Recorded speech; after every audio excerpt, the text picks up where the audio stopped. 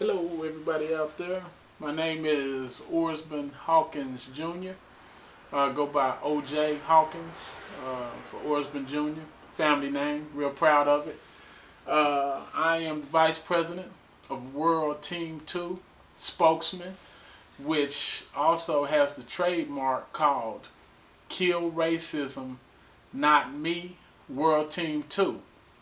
And we currently are on the website killracismnotme.com. You can also go to Facebook and put in Kill Racism Not Me, and you can just see all the wonderful things and positive things and good things that God is doing through this company, which is marvelous. Founder Cleo Harris, my pastor partner cousin, was the one that came up with the idea, and he shot it at me, and we just, long and short of it, we just ran with it. And it was really a divine thing, because racism still exists, and it shows its ugly presence every now and then through different sources. Some sources are hidden, some sources are just right in front of us, but we tend to want to cover them up and play like they don't exist. But then when they show their ugly comments and belittling statements and malicious type character, then we say, whoa, there it is. When we had red flags to it being there all the time. So everybody's aware of the NBA situation that happened this last season in the NBA, and God just showed my partner, Cleo Harris, a vision that, let's stop saying no, let's stop playing around with it, let's kill it for once and all. Everybody's tired of it. It's played out. It's 2014. We have a black president, and of course we know that he's been going through racism, and every time that you have African American that's the first to become something, there's obstacles and things in front of them that the current presidents or the current person that was the first at doing that is going to face. And so we have come a long way, because he was voted in not only by African Americans, but he was voted in by Caucasians, Asians, Hispanics. So it's a beautiful thing that's happening in this world where there's change, but there's also not change. There's things going on that shouldn't be going on concerning racism, and we just want to stop playing with it and kill it. We want to annihilate it, execute it, and we don't want to do it in that person, but we want to do it in the form of prevention, where let's wear something, let's show where we stand. And to give you a perfect testimony, since I've been wearing this shirt, and you see all the shirts around me, it's been opening the doors for people to walk up to me, because they look at it and they say, you know what, it seems like a good guy. And whoever's with me, they approach us now. And it's like, I can conversate with white, black, Mexican, all walks of life, the lowest to the highest, what we consider in social classes, which is forms of racism also, social classes that we categorize people. But everybody comes up to me and talks to me, and it's not necessarily about racism, but this shirt just opens the door to say, you know what, he's wearing that shirt, I feel comfortable with him, because he's speaking for something positive. He probably wants change, because he's got Kill Racism Not Me. He's probably tired of it like I am. Hey, let me just shoot the breeze with this guy. We don't even have to talk about racism, but that just opens the door for us to communicate. And as you can see on this logo, we have two faces with brain waves going up to Kill Racism Not Me. And what that's doing is it's sending a message saying that, you know what, let's get rid of our differences and find out what our strengths are and come together as one big family, as you can see, on the whole earth. Not just here, but on the whole earth, working together as a team, World Team 2, to change. Well, it still exists. It's a reality today. It's not gotten any better, for sure. I feel like that it showed definitely when President Obama was elected. it came out, with a vengeance. Exactly. So that's how I feel about it. Yeah. And then one thing. Kill racism, not me. All right. This is Orsman Hawkins Jr. coming back at you again. O.J. Hawkins, Vice President, spokesperson of World Team 2, which we have the trademark, Kill Racism, Not Me, World Team 2. Very proud of it. You can see it on the shirts and the shirts surrounding us. We're just excited because it's a world changer. It's something global.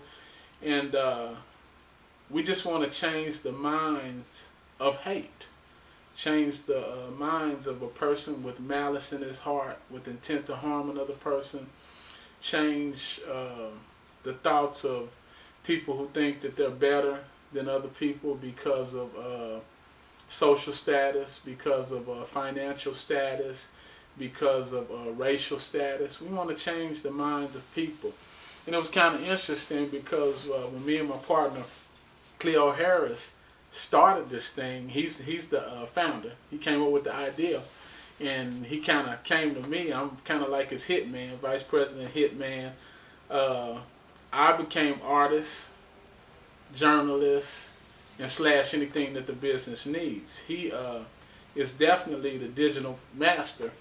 But we came up with kind of the idea to, let's go ask people what they think about racism. So what's your question? It's just how you feel about racism, man. It doesn't even have to be long. Just if you have a story or... The obvious thing is racism is not good and something that we should be, working productively to get rid of. Right. I think the best way to do that is to have empathy and compassion for one another and communicate. Right. Open dialogue, honest dialogue. Try to be sensitive to a degree to where other people are coming from. As far as where we're at right now in the 21st century, I think we still have a lot to deal with. Yeah. And even the people overseas, man, I noticed the soccer situation where they're having problems with racism and stuff like that. So yeah, that's the irony of it is for all the problems that we have in America with racism, it's not like we're the worst place on earth for racism. right. At least, I would say to an extent, at least we've tried to take a proactive approach at some moments in our history to make strides against it. And in other countries and other cultures, racism isn't even a bad thing; it's just a thing. Yeah. So there's that too. So I try to keep things in perspective. Obviously where we're at today.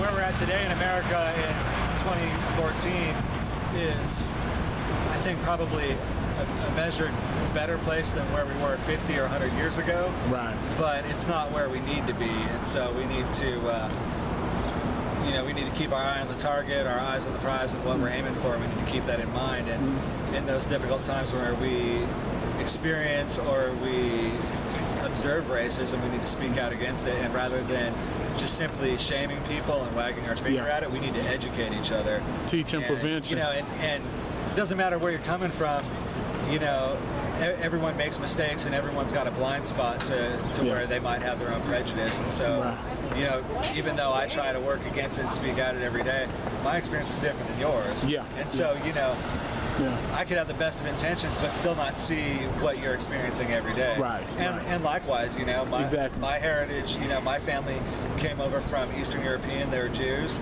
and I'm an atheist and agnostic. And while nowadays Jews in America don't experience the same sort of racism that we have historically, it's always on my mind. And so that's one of the things that has always kept me empathetic and compassionate to the other races and minorities, if you will, in America, is to remember that, and that's what we say about the Holocaust, never forget. And that's what we should be saying about things like slavery in America and the genocide against the indigenous populations in America when the Europeans came over. Right. We need to keep all these things in the forefront of our mind and remind each other that we need to keep dialoguing about it, and rather than step back and be on our heels when someone calls us out, we should take steps forward and dialogue so we can learn more out. Exactly. Oh man, that's beautiful, man. That's beautiful. This is Orsman Hawkins Jr. You can call me O.J. Hawkins, or Orsman Jr. vice president, spokesperson of World Team 2, which is the trademark we have is Kill Racism, Not Me, World Team 2. Right here, you can see it. Kind of shows you what I'm saying. And we're from Oklahoma, and proud to be. Just like certain other places, you know, we had our challenges with racism, race riots back in the 20s. There are certain things that still happen with schools, even, you know, the people about my age, which I'm 46. I graduated in 86. So there were some issues in the 80s even, you know, with race things that went on in certain schools in Tulsa, Oklahoma, where I'm from. But this thing that we have called Kill Racism, Not Me, we just want to kill it. And, you know, they call Oklahoma kind of like the middle of the earth, and then we're also called the Bible Belt. We're also called, you know, the gateway to the West. There's a lot of things you can call us, the pot of the panhandle. But what I'm concerned about in Oklahoma is that it used to be also Native American territory. And then it was taken by the government, and then it became a state, which is Oklahoma. So I think that it's a great thing that God blessed us to have this business come out of Oklahoma. And I also think it's a special thing that the professional sports that we have in Oklahoma, let's say the Oklahoma City Thunder, when I look at that team, I just see different nationalities of players, and the demographics on that team is like, it just blows my mind, because you have people from different walks of life that play on that team, and it's just a beautiful thing. And, you know, we just challenge any professional owner to get this patch word. I mean, we heard racism by an NBA owner. Let's hear NBA owners stand up and say, you know what, well, here's the version of being non-racist. We want to promote positivity. We want to promote non-racist views. And look at our team. Our team, we have different nationalities of people that come from different walks of life. And so now, why not start right here and say, you know, middle of the earth, Tulsa, Oklahoma, hey, look, we want to kill racism, not me. And we want to do it globally and be a world changer and stand out as a voice against racism.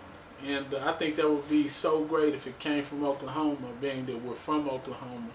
And to have that happen from here and just spread like a virus would be a beautiful thing. So get it now.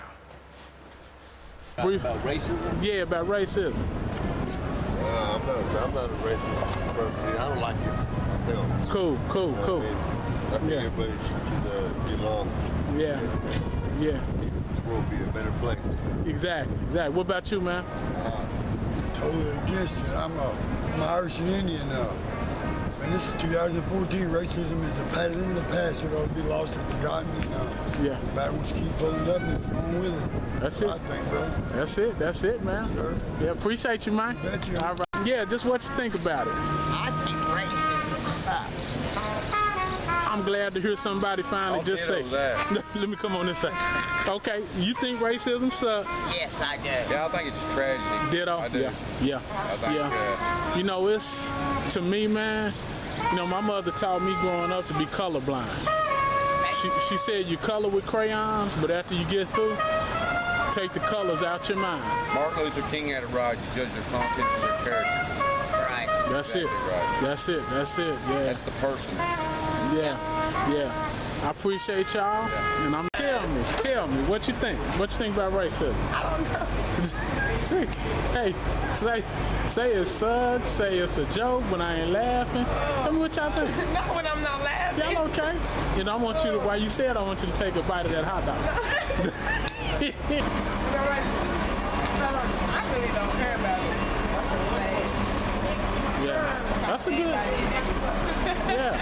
Yeah, and that's good, because if more people felt like that, we wouldn't even be worried about it. You know what I'm saying? All right, family, tell me what you think. What you think, family? I think that I don't think people should be racist at all. Yep, I that's think it. everybody should be equal. That's the word right there. All right, I got you. They say we should all come together for some shit, you know, some won't. You know, it is what it is. Yeah. Yeah. That's just what it is. It is what it is. California, that's what Hey, man, say, it says one time. not me. There you I'm go. talking about. My honest opinion on Just racism. give me your honest opinion, man. Shoot. Racism is nothing but political crap where people talk crap about another race. Everybody's equal in their own way. Yeah. Same skin color or not. Everybody's equal in their own way. Everybody has their same rights. Yeah, cool. I spent 2.5 years in the military, and the U.S. treats everybody that's not the same color as them as trash and garbage. Yeah. It is. Yeah. That's all it'll ever be, and that's all. That's just how I see it, man. Cool. Black, white, Mexican, Indian, Asian. I don't. All the same. We all have the same color blood inside our veins. Cool. We're all the same people. Cool. Appreciate you. Glad you figured that. You got something? Come on, say something, man. Well, you know, about the fact that, yeah, there's an older generation that grew up with racism ingrained in their brains as part of their childhood education from their parents. And there are a lot of that older generation still around. It's like Troy was saying, in so many ways it's gotten better. And in so many ways, like my generation, the 18 to 25 generation, yeah, some of us are very grown out of it. And we've never believed it in our whole lives, because I had great parents, and I remember my mom teaching me about race and the racial issues that we've had in this country when I was very young. And like, you know, I'm a white kid, and I watched Roots when I was probably, I don't know, 7 or 8. Yeah. So I've always been aware of those things, and never liked it. When I was that young, I thought, oh, it's not like the 60s at all, and there's no one else around that has that sentiment.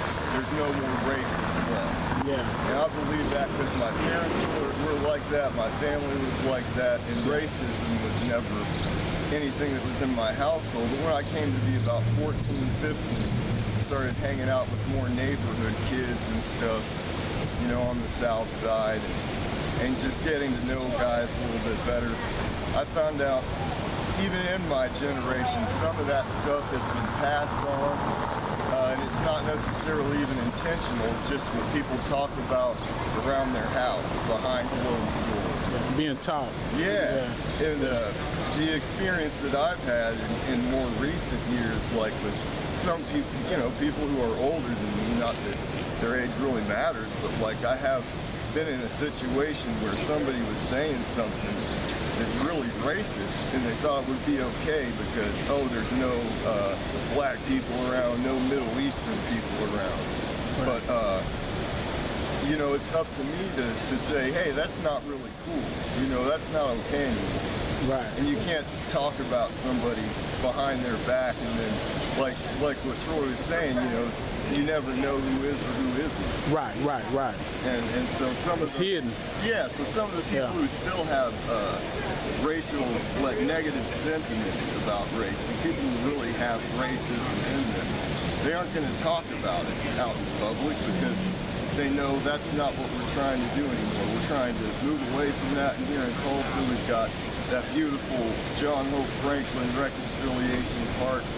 We're trying to do good things on Greenwood, you know, and those kinds of things, those are things for all of us to celebrate. You know, that Reconciliation Park, it's not like, oh, that's just there, you know, for black people. That's there for all of Tulsa to come and think about it. To remember what hate does, man. Exactly, yeah. And we can recover from it, you know. We can, yeah. But unfortunately, yeah, there's still a problem, and there's still like some institutional problems and systematic problems, and there's some things people just don't understand because they've been taught a different history, or they've been taught history from a different perspective. Right. And the hardest thing to change is a way of thinking. But, you know, you can change laws, you can change all kinds of things, but the hardest thing to change is somebody's mind. Yeah, and they heart too, man. Because once it gets in your heart, man, you caught up. And it does. Yeah. Man, I tell you what, man, I sure appreciate that, man. This is Orsman Hawkins Jr., or you can call me OJ Hawkins. The OJ stands for Orsman Jr., Vice President and Spokesman of World Team 2, which is World Team 2 Designs. And this is our trademark, which is Kill Racism, Not Me, World Team 2. And we're just tired of racism. We're tired of it. It's old. It's drawn out. It's hate. It's malicious. It presents itself as ugly, and we're all kind of surprised when it comes out, but it's nothing surprising about it. It's been around for a long time, and it's kind of a little more hidden than it was back in the day, but every so often here we have a big thing with it coming out, and then it's a big media thing, and we're dealing with it again. So God showed this vision to the founder of this ID, which is Cleo Harris, to, hey, you know what? Let's just kill it once and for all. And so that's why we have this trademark, which has two faces facing each other, and you can see the differences, black and white, but these differences cover a lot of different areas, not just racial. You're talking social, financial. People feel that they're superior to other people. People belittle people with comments, and then it sometimes shows itself as violence. And so we're saying, let's face each other, let's make a change. We're sending brain waves out to kill it for once and all. And so we challenge organizations, professional sports, government, events, activities, supporters, people from all walks of life, from all around the world, to just grab a hold of this thing and run with it, because it's a global message that we all need. Racism is run rampant worldwide, and a lot of people have been hurt emotionally, physically, and for the rest of their life, scarred, just behind, somebody's racist views or racist attacks. And so we have killracismnotme.com, our website, where you can go get t-shirts. We'll have hats, we'll have hoodies, we'll have patches that you can patch on anywhere, to make your statement that, hey, this is your movement and this is how I feel about the racist issue. I'm non-racist and I want to kill it. And I want to be part of a team worldwide that thinks the same thing. And so you can also go to Facebook, Kill Racism, Not Me. Put it in when you go to Facebook and like it. Go to the link, which I said, killracismnotme.com, which has the t-shirts. We're on Instagram, we're on Twitter, and we just challenge everyone to make a difference.